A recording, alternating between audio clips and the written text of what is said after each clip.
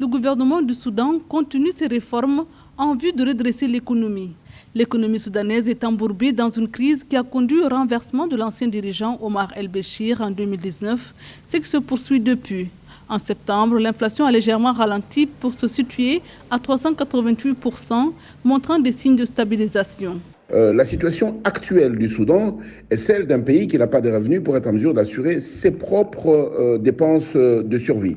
Ce n'est pas amusant de parler d'un pays qui ne sait même pas nourrir ses propres citoyens et subvenir aux besoins immédiats. Il s'agit des vies humaines, il s'agit des êtres humains.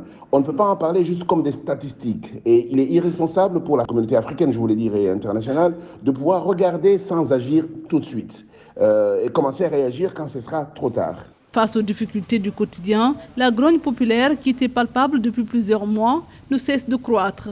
Après la suppression des subventions sur les carburants, de nombreux Soudanais sont aux prises avec des pénuries de médicaments et des coupures d'électricité.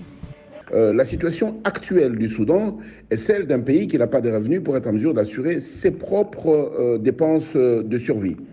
Et du coup, il dépend des importations, mais également de l'aide, parce que pour importer, il leur faut des devises, alors que pour faire des importations et avoir ces devises, il faudrait qu'ils exportent. Et la seule chose qu'ils exportent pour l'instant, ça se trouve être les ressources pétrolières.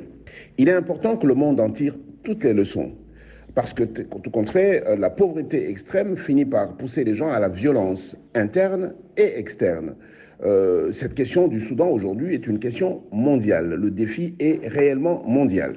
La Banque mondiale a annoncé une enveloppe de financement de 17 grands projets dans plusieurs secteurs, dont l'énergie, l'irrigation et l'agriculture, pour un coût de 2 milliards de dollars.